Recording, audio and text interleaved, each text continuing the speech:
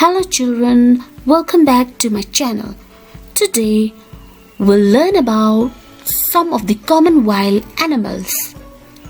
Ki mrad khlaw, ki badansha khlaw, ki mrad khlaw, ki wa emcha khlaw.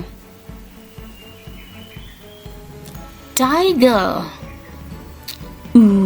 khlaw. Elephant, hati. Lion,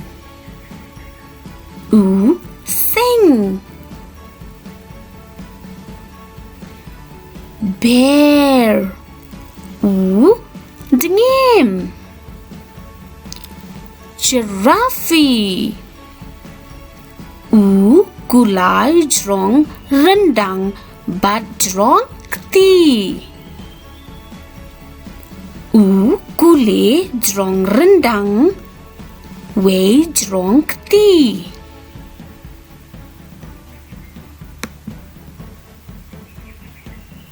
Zebra, gulai tho karwang.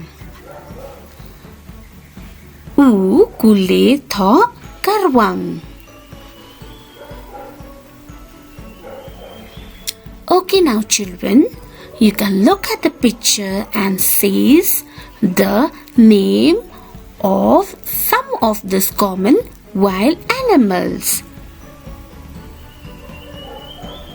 To keng kena menta kay ya kader jong wei pa iwei kini kimran bat sa pule ya ka kerteng jong ki kaba dan ha ka English bat ka khasi. Thank you.